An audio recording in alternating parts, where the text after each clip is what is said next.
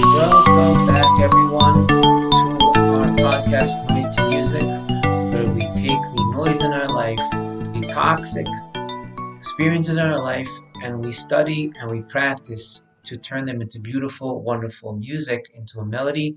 I'm your host, Chaim Levy, and we are in the middle of a four-part series where we're dealing with the idea of emotional balance. That was the start of it, was in last episode, the last podcast. If you missed it, go back to it, listen to it.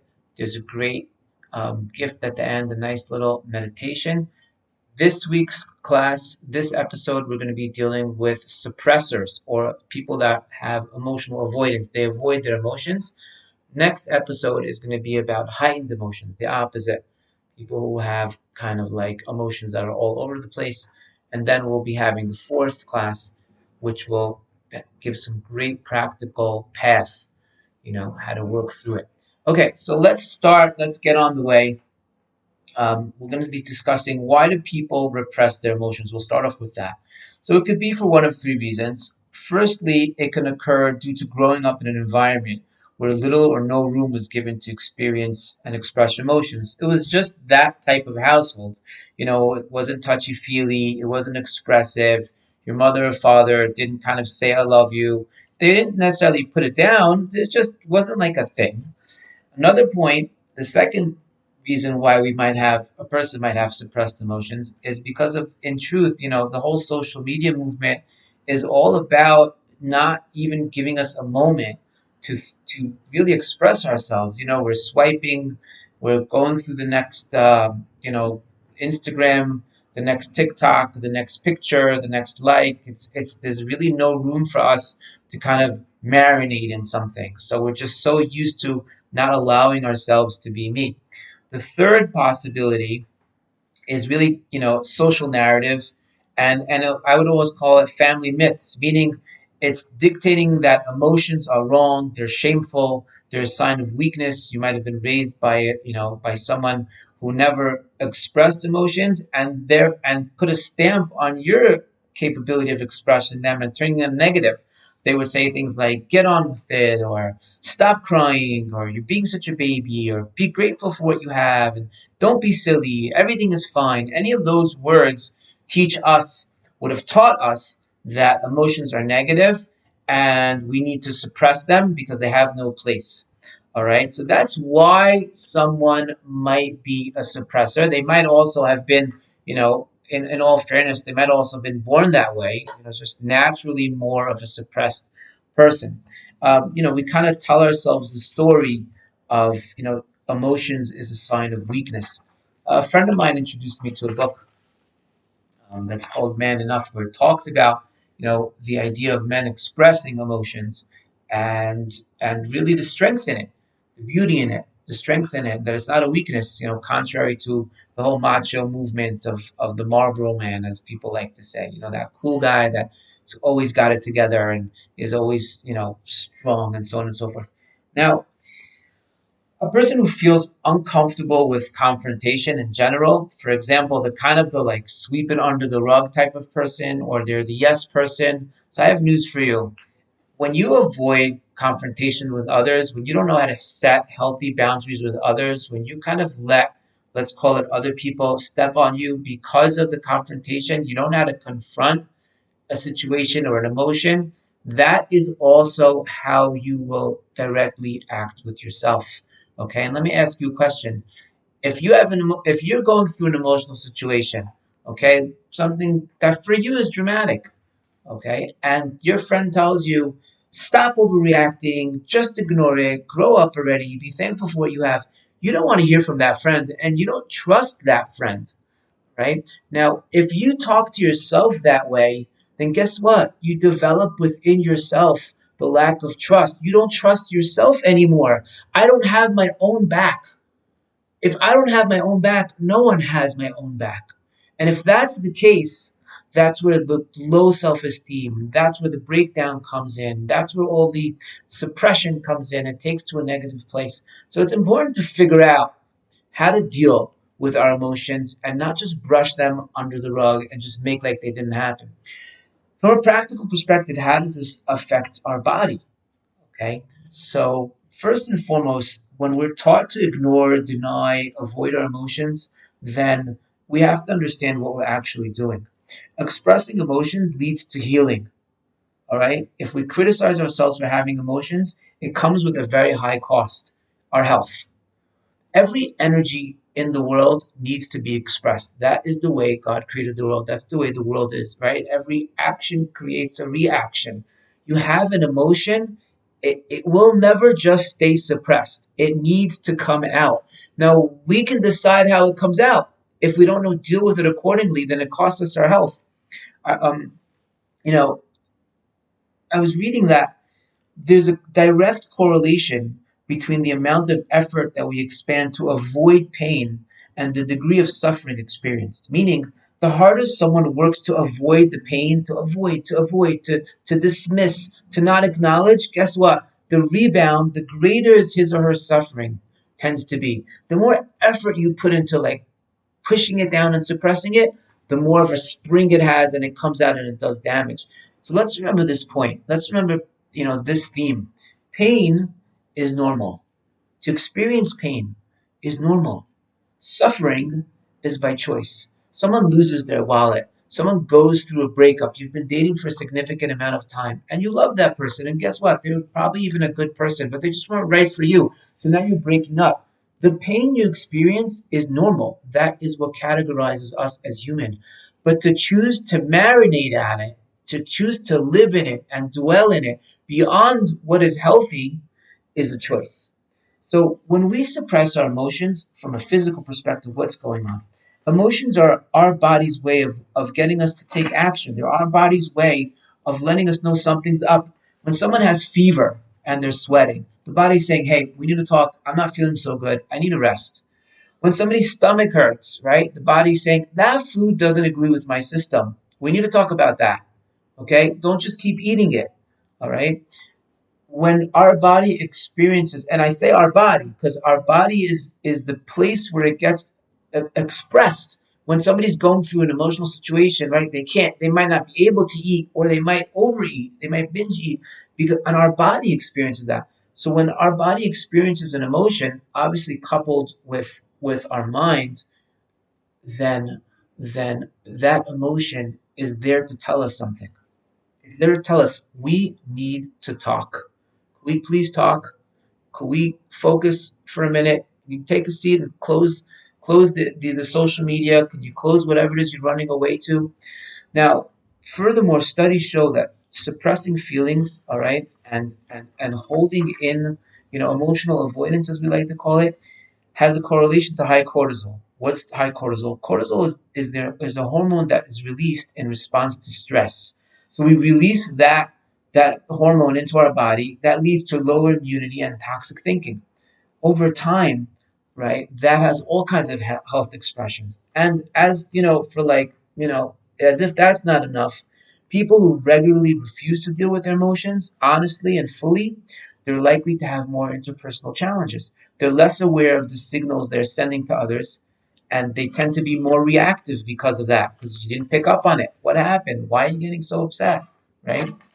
It kind of invokes the idea of like fight or flight, right? So that's kind of from a physical perspective what happens when we suppress emotions and we have emotional avoidance where we avoid them. It's going to come out, right? And it will decide how. Where do the emotional go? Where do the emotions go? So suppressed emotions, and in general, let's understand this point. Rav Kook Zichrono Livracha, said this point. He said that emotions, when they're not tended to correctly, and we'll talk about it more in our next episode when we talk about heightened emotions as opposed to suppression, suppressed emotions in general, when they're not tended to, they go for the simplest place. Where is the simplest place that they can grasp? They go towards materialism, some type of physical obsessiveness, let's call it. All right, I know I'm pushing the envelope. I know I'm pushing us all to one side, but I'm trying to. It's the best way for us to kind of understand the situation. So it might turn into an addiction. It might turn into an eating disorder because it needs to get out. It might turn into a drinking disorder. It might turn into, believe it or not, over exercising. You need to kind of get it out, get it out, get it out. Some people who experience negative emotions, they resort to all types of unhealthy behaviors, and that's where binge eating comes in. All right, but and another way is suppression. When we suppress our emotions, we feel like we constantly need to get away. I need to get away. I need to go on a trip. I need to be busy, with whatever it might be. I can't kind of be with myself. That is where the suppressed emotions will need to go. They have to get somewhere. And if we don't learn how to balance it, to take care of it, that's where it'll naturally go. Now, what are some signs that I might have, might be an emotional avoidance type of person, or I might be suppressing emotion? I'll go through kind of a list. One would be you ignore and push away negative thoughts and emotions. Okay, you might even hide under the guise of religion. God will help. God knows what He's doing. Yes, it's true. No one doubts that. And that's not the question at hand. The question at hand, as we said, pain is normal. Suffering is by choice. You're entitled to feel pain in this situation. It's okay. The Torah, the Bible, gives us room for that. All right. Number two is you'll say things to yourself like, get on with it, or stop crying, be grateful for what you have, don't be silly, everything is fine, everything is fine. Then why is the pain there? Right? If you believe, another one is if you believe that you never struggle with negative emotions and describe yourself as fine always, that's a nice sign of a suppressor. I'm fine. I'm fine. I'm fine. All right. You avoid and distract from your negative thoughts and emotions by turning to numbing and escaping behaviors, like we mentioned, drinking, substances, binge eating, watching TV, playing computer games, excessive traveling, partying. They're all like, you kind of always have to be involved in something because there's something inside of you that needs to be released that you don't want to deal with. Right? Now, you find yourselves at times erupting because of built up emotions. You say yes, you say yes, you say yes, you compress, you compress, you compress, and then it just kind of explodes to an uncontrollable point. Another point is you focus more on your physical well-being. And the reason for that is that's something you can control, and you just kind of keep yourself busy. Those are actions, those are things that we might be doing relating to ourselves when it comes to emotional avoidance and suppression. What about actions that are relating to others? So you kind of feel weird when people ask you how you feel. How do you feel? And you don't really have an answer for it, just kind of avoid it. You put on a very positive front in front of others, and you never show the negative emotions. You never show weakness because that's a terrible place to be. You get along well with people. Another one is you get along well with people, but you struggle with emotional intimacy and close friendships. You feel very uncomfortable when people come very close because that's a muscle you're not kind of used to using, or you really don't want to use it. You feel uncomfortable. Another one is you feel uncomfortable with and struggle to tolerate people who are emotional and express negativity, right? When there's like negativity or there's an argument and there's some tension, you have to always make everyone feel better because that place for you is not a comfortable place to be. So those are some ways to identify. Those are some ways we spoke about. What we spoke about is knowing the negative sides of it. But, I don't want to leave you with just that. I do want to get us to recognize the following point. I'll just bring a personal story for myself. I travel a lot for my work and for teaching and so on and so forth. I would find myself after a lengthy travel, experience, whatever it might be, and I would get home. I'd be waking up in the middle of the night, just out of sleep, and I would have to go to the kitchen and I would have to have potato chips or fried biscuit or fried chicken or some type of fatty food. And I remember saying to myself, like, this is weird. Like, I can't control it. What's going on? So I went to speak to somebody, and whatever the process and journey was, they basically we came to the understanding that what is the purpose of fat in the body? The goal of fat in the body is protection. Whenever I would feel after a lengthy travel, period of work and really grinding myself to a pulp, that I felt very vulnerable, my body would need to protect itself, and it would naturally go towards the potato chips and the fried foods, and it was kind of telling itself, hey, we need a little bit more protection here. And guess what? It's not always this simple, but after that time period, after that realization, after knowing that, it basically went away. And I would like to say that I eat potato chips and all that as normal people do. Like, I have one, two, or three, and kind of it ends with that. But just the idea of understanding that there's an emotion that needs to be expressed already gives us comfort. That kind of let us know, like, okay, what am I going through? Why is this like this? Let's put this into perspective. So, on a more practical level, what can we do to really unsuppress and, let's just use improper English, unemotionally avoid the emotions that are going on? If any of this class resonated with you, I would suggest one step is journaling. Journaling is like free journaling. You go to, there's apps out there. One of them is called Penzu. It's really good. Free apps. You can just journal and write to your heart's content. Just find a place to express it. Find a place, and you'll see miracles happen, because your body now feels, hey, I'm tending to it. Your emotions feel tended to.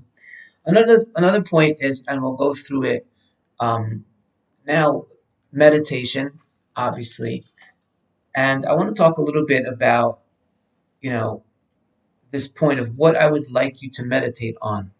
So, effectively, the class kind of ends here, and what I will do is I will walk you through a specific meditation that will be focused, a short meditation, nothing heavy, that will be focused on um, you know, expressing and letting out some emotions.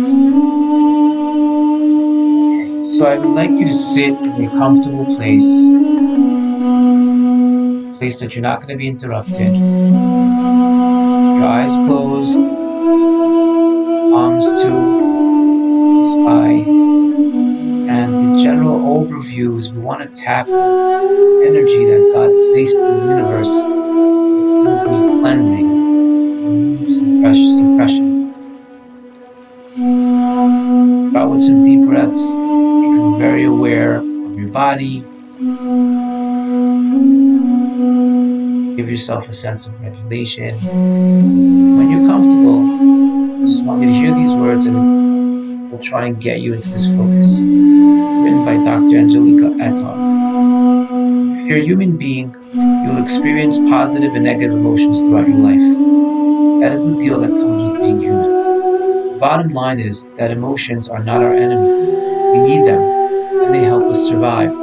Our interpretation and perception of emotions as bad and wrong are the problem, together with not having the right tools to cope.